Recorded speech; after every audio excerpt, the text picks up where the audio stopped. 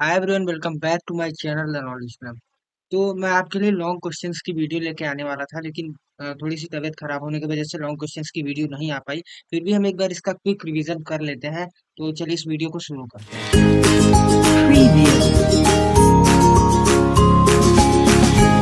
तो चलिए इसमें देखिए, पहला क्वेश्चन लिखा है, what do understand by production management and also explain it's nature, function and importance. Production management क्या होता है और इसके नेचर, फंक्शन और इम्पोर्टेंस क्या होते हैं। देखिए, प्रोडक्शन आपका क्या होता है, आपको पता है, इनपुट से आउटपुट में कन्वर्ट करना। और प्रोडक्शन मैनेजमेंट जो भी आपका इनपुट से आउटपुट में कन्वर्ट हो रहा है उसको मैनेज करना। जैसे आपके रॉ मटेरियल्स है तो उनको अच्छी तरीके से मैनेज करना, ताकि आपका प्रोडक्शन जो है एक अच्छे तरीके से इफेक्टिवली जो है हो सके। तो प्रोडक्शन मैनेजमेंट में सिंपली यही लिखना है आपको। It is simple. It's in simple word. Production management is the process of uh, manage and controllable all the step and process of production। मतलब प्रोडक्शन के सारे स्टेप को कंट्रोल और मैनेज करता है आपका प्रोडक्शन मैनेजमेंट। इसमें आपके 5 फंक्शन इन्वॉल्व होते हैं, आपको पता ही होगा, planning, organizing, staffing, directing and controlling. और प्रोडक्शन मैनेजमेंट किस लिए, प्रोडक्शन मैनेजमेंट से क्या होता है, ये हमारी इफिशियंसी को इंक्रीज करता है और हमारे ऑर्गेनाइजेशन के गोल को अचीव करता है। अब प्रोडक्शन मैनेजमेंट के हम अगर नेचर, फंक्शन और इम्पोर्टेंस की बात करेंगे, तो पहले हम इसके फंक्शन की बात कर लेते हैं। प्रोडक्शन मैनेजमेंट में क्या होता है, प्लानिंग एंड कंट्रोल होता है, इम्प्लीमेंटेशन होता है। उसके बाद हम रिस्क को मिनिमाइज करते हैं। उसके बाद हम अपनी मशीन को मेंटेनेंस को देखते हैं कि मशीन मेंटेन है या नहीं है। अगर नहीं है काम लायक किसी, तो हम दूसरा मशीन खरीदते हैं, रिप्लेस करते हैं। Efficient use of capital and resource, जो हमारा कैपिटल और रिसोर्स होता है उसका इफिशियंट यूज करते हैं। और select of product and device, जो भी हमारा प्रोडक्ट होता है, जो भी डिजाइन होता है, उसको हम सेलेक्ट करते हैं। उसके बाद इसमें लिखा है कि नेचर, नेचर की अगर हम बात करते हैं तो प्रोडक्शन ऑपरेशन मैनेजमेंट हमारा एक सिस्टम होता है। और उसके बाद हम कहेंगे projection, production as a organizational function, ये एक ऑर्गेनाइजेशनल फंक्शन होता है, इसका नेचर होता है। Production operation as a conversion and transformation process, ये एक कन्वर्जन और ट्रांसफॉर्मेशन प्रोसेस होता है। अब अगर हम आगे बढ़ेंगे तो इसके बारे में बात करेंगे, इसकी इंपॉर्टेंस। देखिए, अगर इसकी इंपॉर्टेंस की बात की जाए तो इसकी इंपॉर्टेंस आप खुद भी लिख सकते हैं। इंपॉर्टेंस के कम चांस, स्कोप के ज्यादा चांस है। इंपॉर्टेंस तो आप खुद ही लिख लेंगे कि क्यों प्रोडक्शन जरूरी है, ताकि हम चीजों को मैनेज कर सकें, अपनी प्रोडक्टिविटी इंक्रीज कर सकें, उसको एफिशिएंटली जो है अच्छे से कंप्लीट कर सकें। स्कोप की बात कर लेते हैं, तो जैसे प्रोडक्ट डिजाइन हो गया हमारा स्कोप, प्रोसेस डिजाइन हो गया हमारा स्कोप, क्वालिटी कंट्रोल हो गया, क्वालिटी पे हमारे कंट्रोल होना चाहिए। और उसके बाद production and planning control, production और प्लानिंग पे कंट्रोल, मेंटेनेंस मैनेजमेंट, तो ये सारे स्कोप आ गए। उसके बाद हम अगर आगे देखेंगे, second question, what do you mean by production system. Production system क्या होता है, तो इसमें हम सिंपली लिख देंगे, अब production system transform input to output. Production system क्या करता है, हमें इनपुट से आउटपुट में क्या करता है, ट्रांसफॉर्म करता है। अब a production system refers to the set of process, resources and activity involved in manufacturing or producing goods and services। Goods और सर्विसेज को प्रोड्यूस करने में, चीजों को मैन्युफैक्चर करने में, प्रोडक्शन सिस्टम हमारा एक सेट ऑफ प्रोसेस होता है, जो कि हमारे रिसोर्सेज को मैनेज करता है। और बाकी सारी जो है ऑल एक्टिविटी करता है इनपुट से आउटपुट को कन्वर्ट करने में। अब प्रोडक्शन सिस्टम हमारा देखिए, आपको मैंने यूनिट 1 में समझाया भी था। पहले प्रोडक्शन सिस्टम होता है इनपुट, इनपुट में मैन मटेरियल, मशीन, ये सारी चीजें आ जाती हैं। उसके बाद ट्रांसफॉर्मेशन प्रोसेस में आपका product design, product planning, product control आ जाता है। और आउटपुट में आपका प्रोडक्ट और सर्विस आ जाता है। तो सिंपली आपको इनपुट प्रोसेस और आउटपुट याद रखना है, जो आप कंप्यूटर में पढ़ेंगे। अब इनपुट प्रोसेस में आप ट्रांसफॉर्मेशन लिख सकते हैं, अगर आपको उस समय याद है, नहीं याद है तो कोई बात नहीं। उसके बाद इसमें different type of production system, देखिए टाइप्स ऑफ प्रोडक्शन सिस्टम तो मैं आपको एक्सप्लेन नहीं कर पाऊंगा, क्योंकि टाइप्स ऑफ प्रोडक्शन सिस्टम जो है मुझे पता नहीं है। आप प्रोडक्शन सिस्टम टाइप्स जो है आप एक बार गूगल से देख लीजिएगा।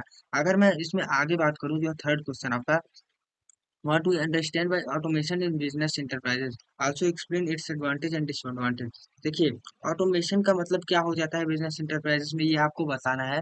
तो सिंपली ऑटोमेशन का मतलब, आप जो है आपकी मशीनरी, आपका इससे जो है रिलेटेड क्वेश्चन आएगा। तो बाकी जो क्वेश्चन मुझे पता है उसके बारे में मैं यहाँ पे एक्सप्लेन कर देता हूँ। ऑटोमेशन के बारे में मुझे उतना नॉलेज नहीं है, क्योंकि मैंने इसका जो है नोट्स भी नहीं बनाया है। और सुबह से थोड़ी तबीयत खराब थी, इस वजह से आपकी ये वीडियो भी नहीं आ पाई। तो फोर्थ क्वेश्चन हम देखते हैं, explain product planning and control, PPC. PPC आपका क्या होता है, सिंपली आपसे ये पूछा जाएगा। और या फिर उससे प्रोसेस भी पूछ सकता है।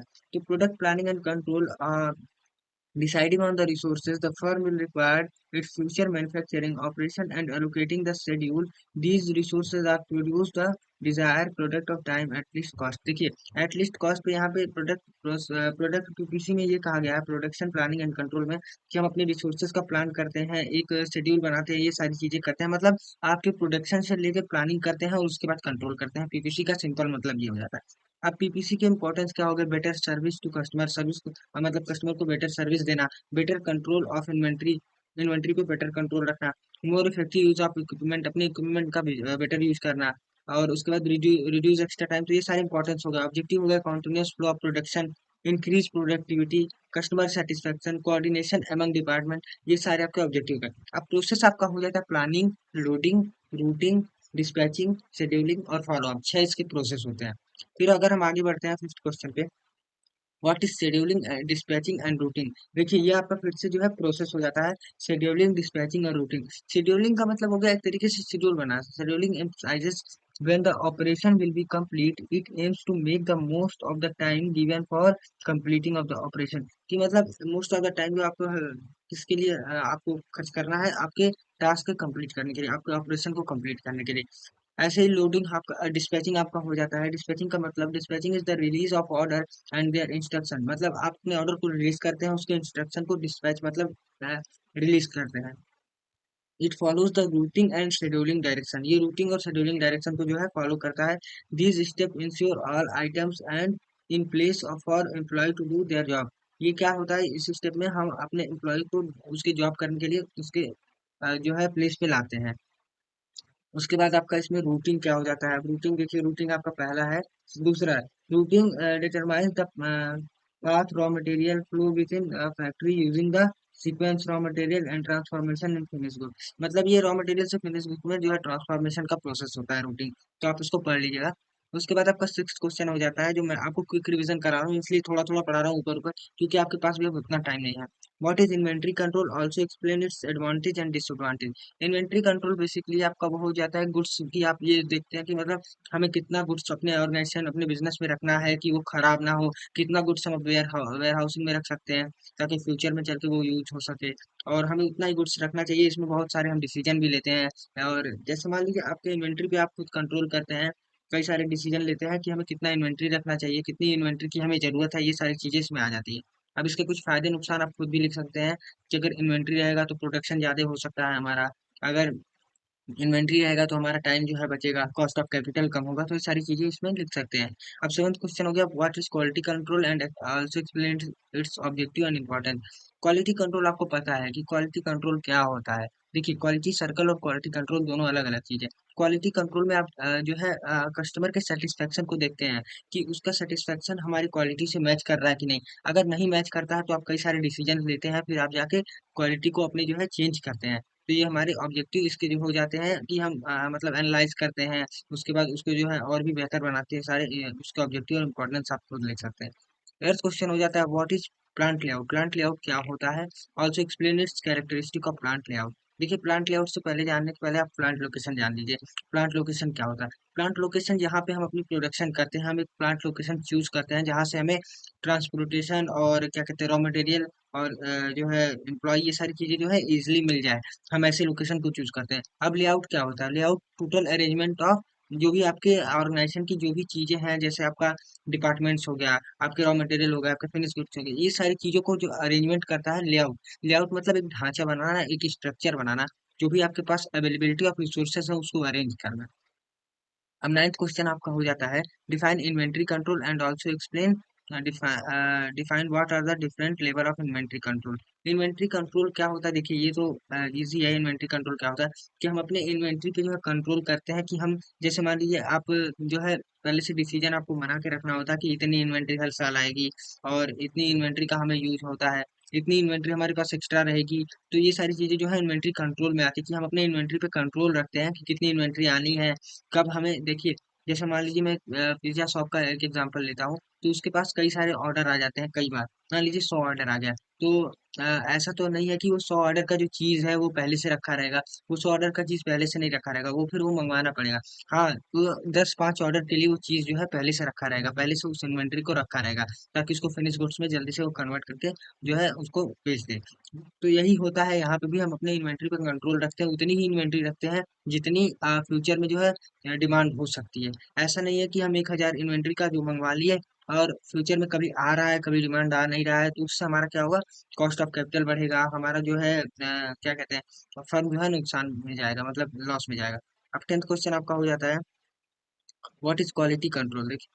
ये क्वेश्चन यहाँ पे क्वालिटी कंट्रोल जो है फिर से यहाँ पे जो आया है, तो क्वालिटी कंट्रोल आपको पता ही चल गया, अपनी क्वालिटी पे जो है कंट्रोल करना कि कस्टमर के सेटिस्फेक्शन को देखते हुए। एंड टाइम क्वालिटी मैनेजमेंट, इसको टीक्यू कहते हैं। इसमें एक आपका एक और जो है टॉपिक होता है जिसको हम जीआईटी कहते हैं, जस्ट इन टाइम।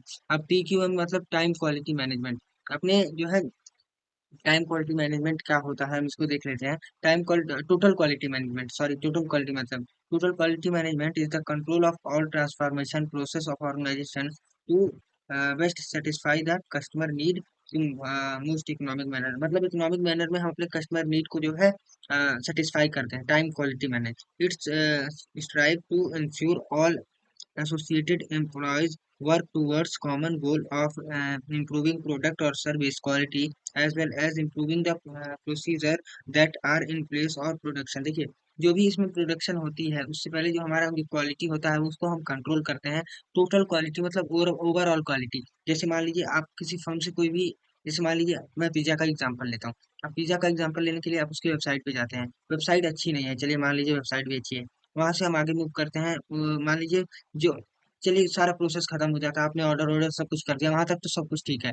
लेकिन जब आप ऑर्डर लेके जो बंदा आ रहा है वो क्या कर रहा है, आपसे अच्छा बिहेव नहीं कर रहा है, तो वहां पे आपका क्या हो जाएगा, सेटिस्फेक्शन कहीं ना कहीं जो है थोड़ा सा इधर उधर होगा। तो यही हम कहते हैं टोटल क्वालिटी मतलब मैनेजमेंट कंट्रोल। मतलब सबकी क्वालिटी को कंट्रोल करता है कि सब लोग अच्छे से बातचीत करें कस्टमर से, अच्छे से उनसे जो है बिहेवियर करें, ताकि ये रिलेशन जो है लंबे टाइम तक चल सके। तो यही होता है हमारा टोटल क्वालिटी मैनेजमेंट। तो ये आपका जो मोस्ट इम्पोर्टेंट कुछ क्वेश्चन था लॉन्ग का, जिसको मैंने बहुत ही ज़्यादा शॉर्ट में आपको एक्सप्लेन करने की कोशिश किया है। क्योंकि देखिए, यहाँ पे अगर आपसे मैं लंबी वीडियो लेके आऊँगा तो पॉसिबल नहीं है आपके लिए। बाकी मैंने यूनिट्स के जो है नोट्स जो है आपके ग्रुप पे शेयर कर दिए। अगर किसी को नोट्स नहीं मिले हैं तो मुझे डीएम करके भी व्हाट्सएप पे बता सकता है कि नोट्स नहीं मिले, तो मैं वहाँ पे शेयर कर दूंगा। बाकी आज के लिए इतना ही, इस सब्जेक्ट के लिए इतना ही। कल जो है मैं सेल्स मैनेजमेंट की वीडियो लेके आऊँगा, जो आपका 6 तारीख को पेपर है। उसके मैं इंपॉर्टेंट क्वेश्चन की वीडियो लेके आऊँगा, उसके बाद उसकी क्विक रिविजन लेके आऊँगा। चलिए इस वीडियो को यहीं ख़त्म करते हैं। बाकी हमारे चैनल को सब्सक्राइब करिए, वीडियो को लाइक करिए और इस वीडियो को शेयर भी कर दीजिए। आई होप आपको ये टॉपिक क्लियर हो।